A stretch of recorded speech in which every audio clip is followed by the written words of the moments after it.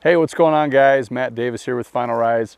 Wanted to make a video really quickly today and kind of show you what we go through when we're patterning our guns and kind of what we hope to expect out of our shells. We recently made a video on how to load TSS and some of the intricacies in that. If you get a chance, we'll drop the link down in the description where you can go check that out. But in this video, we wanted to just make a short sample of when we're coming out once we've got a load that we like for the most part, to come put it on paper and to understand what that shell's doing. Firm believer that knowledge of your gear is confidence in the field. Knowing the absolute capabilities of your weapon and its limitations are so important, and it's important to be ethical as well, right? This particular gun is a TriStar G2 Viper in a 28 gauge. I've got it topped with a Burris Fastfire 2. I really like the Fastfire 2 because it just has an on and off switch on the side versus the button. Personal preference. So we've loaded up some hand loads of 1 3/8 of number 9s. They're going about 1100 feet per second, and we're gonna make sure that this shell is hitting where we want. I've got the 410 dialed in already, but this is just kind of that confirmation shot. I always go shoot before I hunt. We just got back from California. Used the 410 while I was there, it did fantastic, but headed to South Dakota here in a couple weeks. I'm gonna take the 28 gauge for fun. And again, just wanna be able to have that confidence as we go into the field. If we know a bird's inside of a certain range, we know we're gonna be able to make a good ethical kill. We'll walk back to the Jeep here and kind of walk you through what I'm looking for, why I'm doing things the way I'm doing them. They're a little bit redneck, but I think you guys will understand why as we provide a little context. So head to the Jeep. Alrighty, so we're back at the War Wagon here, and we set up our backer at 30 yards, and I'll explain why here in a second. How I set up to shoot, I guess this is probably a little podunk, maybe a little bit redneck, but the reason that I personally don't use a lead sled or some sort of clamp device is that I'm removing the human from the process. Now that is good within the appropriate boundaries of, you know, dialing a gun in, but then being able to, once a gun's dialed in, can you then go replicate that process yourself without moving the gun? And most of the time, the answer is no. A lot of shotguns, they don't have the greatest triggers. They have a heavier trigger pull, and obviously a heavier trigger pull means that you can pull the gun off of target. And so you obviously want to bake in forgiveness into your pattern, into your choke combination, and set those expectations. You know, am I shooting birds at 10, 20, 30, 40 yards? And what is my pattern doing at those distances? And that's where I kind of talk about that knowledge and understanding of your gear, your weapon, and everything. That knowledge in the field is really pinnacle in being able to give you the confidence to know that, hey, if a bird's in this distance, like, I know where I need to hold on the bird, or I need to bake in some forgiveness, whatever that looks like, and then knowing, you know, the maximum distance ethically that you can shoot that gun. Again, the trigger pull on a lot of shotguns isn't great. This isn't an overly expensive gun by any means. I go through and I polish all the triggers on all my own guns. I drop the safety or the trigger out of there, and I go through, I smooth those up to where those sears, I'm taking all the creep out of it, to where when the gun goes off, it's when I wanted it to go off. This gun came in at like 7 pounds. I mean, that's a very heavy trigger pull. You think to like precision rifles, you know, 1.5 pounds, 2 pounds, or 2.5 pounds for certain people, you know. That's all personal preference on when you want the gun to go off. Polish this one down, it's right around probably 3 pounds, and that's probably as good as I can get it without, you know, dancing with the devil a little bit and making those sears so smooth that it's potentially unsafe. So the gun works great. I've shot the gun already. First, what I do when I'm truing up the red dot to the point of impact of, you know, what the pattern's doing, usually I'm going to set up a box at about 5 yards, and I'll scribble on some black squares, and I'm going to shoot lead. And I'll shoot lead, and I'll basically, you know, shoot those individual squares. After I shoot, I'll adjust the red dot. And basically, I'm just trying to align the point of impact or the pattern from the gun with that red dot, and it's going to get me very close for how the TSS is going to perform. Doing that at 5 yards, you know, it's a very small pattern. It's very easy to see where the core of that hit is. It's easy to true that red dot up. And then my next step after that is I go to 30 yards. Now, I know kind of the standard for a lot of patterning is guys are going straight to 40 yards, and we all want to know what our gun does at 40 yards. And yes, you should shoot your gun at 40 yards eventually. But that next step for me and where I'm at right now and what we're showing you is we're at 30 yards. Now, I have a pretty good idea for the most part what this pattern is going to look like with these hand loads. Now, at a closer distance, my pattern is going to be closer together. And that's going to give me a little more precise idea of where the core of that pattern is, right? As the wider that pattern gets, you can see the core, but obviously this is going to be so much tighter that it's like, yes, I know exactly where the core of this impact is, and then I can true that up. Once I true that up at 30 yards, 40 yards, you're kind of already there, right? So I've got one of these Birchwood Casey targets at 30 yards. If I zero my gun on his head, or on his, if I shoot him at the wattles where I want to shoot him, right at the base of the neck, if I zero that at 30 yards, at 40 yards, I can put the red dot on his head, and even though I know it's going to drop off a little bit, I know that I'm still going to kill that bird. So this is the next step for me. Having a little bit tighter pattern lets me know really where is my pattern and how can I adjust my gun adequately to that.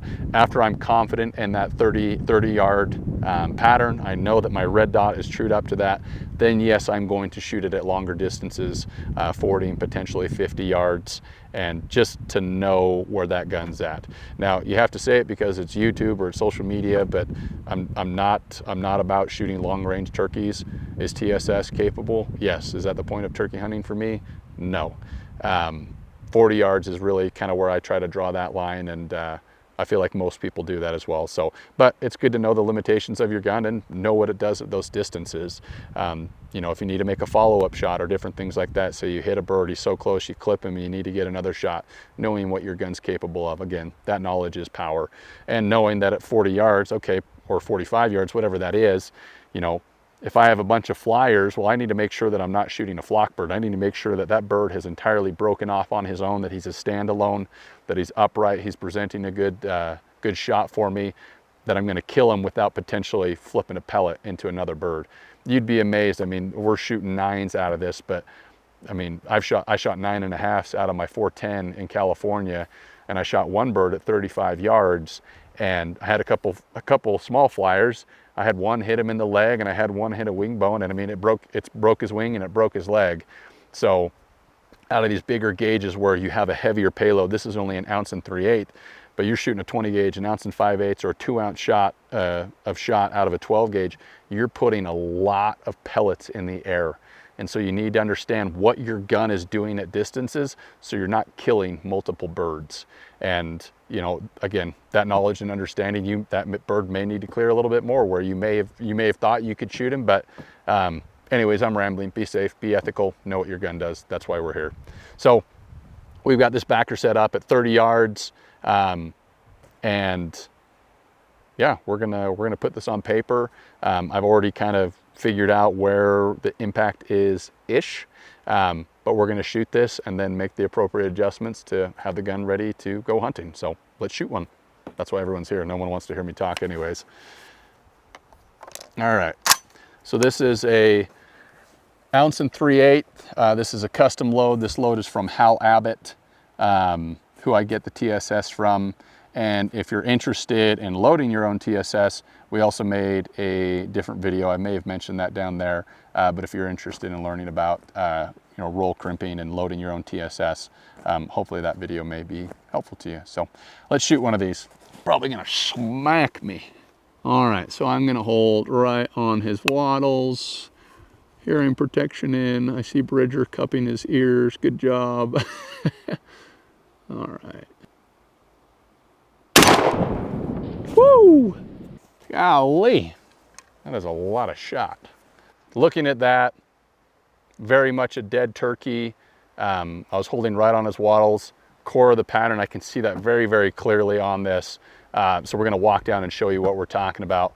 Probably make a slight adjustment. I felt like the shot broke well. May have been a little bit of pull in. It's a little bit heavier than I like the trigger, but anyways, that's why you got to understand. That's why you're coming out here and shooting and practicing. So go down to the backer and show you what we're working with. As you can see, the little shooting the cardboard box at 5 yards and kind of getting your red dot close pays dividends instead of shooting and potentially being up here and having to Kentucky windage my way down into a good shot. Very, very on. I like having these backers on here. It's going to show you, if there's really any flyers, and this is a beautiful pattern. I honestly could not ask for more for a really good hunting pattern. So you can see here, obviously, most of the shot is right here, right? And so that's the core of the pattern. And it's so much easier for me to see this at this closer distance where it's closer together that I know, I mean, if I was to draw a circle right here, this is probably close to the center. And that's where I was aiming. I was aiming right here at the base of his neck, basically the center of the target here. And so for me, I'm not going to touch my sight right here. Now I would go to 40 yards, shoot that again and make sure that that core of the pattern, maybe it is a little bit right. That will manifest itself at a little bit further distance. But at 30 yards, I mean, that is a super clean, ethical kill. I mean, there's, as far as flyers go and pellets really getting out there, I mean, there's one little guy here, a couple up here. But I mean, in really the entirety of this right here, there's really no voids. And by void, I mean just empty pockets that there's no shot. And not having voids is kind of what creates that forgiveness, right? I mean, if you've hunted turkeys or been around turkeys, they're constantly doing the head bob thing. He may gobble and snap his head back. You're trying to get him in this upright position that they're presenting themselves in a very, clean way. If he's showing you this whole thing, from breaking his neck up to the top of his head, you got a really good chance of making a good ethical kill. So this to me is as good as that gets at 30 yards. Again, this is an 1 3/8 of 9s. I mean, 9.5, you're going to bump up your pattern density substantially. But I've kind of found that 9s usually shoot the best out of the 28s for me, and I shoot 9.5s and 10s out of my 410s. Tons of hits here, couple in the head, all through the spine. That is absolutely a dead turkey, and seeing a pattern like this kind of puts a smile on your face because you know if you get a bird in front of you and you do your job, he's coming home with you. So we pulled the target off. Obviously, it looks very exciting. There's a bunch of beautiful colors, and there's a bunch of hits. There's one in the eye, yada, yada, yada. Having these backer cards on here, this is a really nice way to confirm really where that core is. And I mean, you can see it is absolutely right here. So you can basically tell that here, but removing that and being able to see it, it just eliminates that color. It creates, no contrast, that everything's kind of on a level playing field. And I feel is kind of that confirmation and like, okay, yeah, my pattern is performing as I would want it to at this distance. So that's exactly what I needed to be. Let's shoot at 40.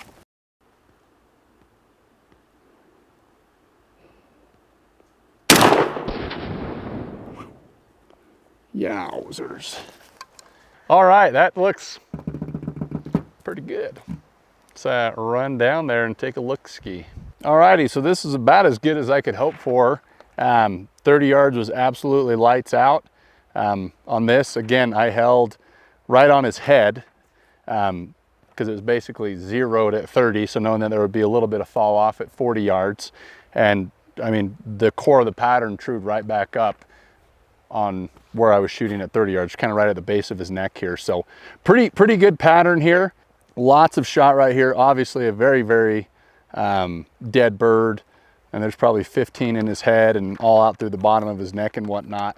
But what I was saying earlier about knowing what your gun does at distances, having this backer and understanding, this is super important. Like you can see there's shot all through here, and there's a couple oddball flyers.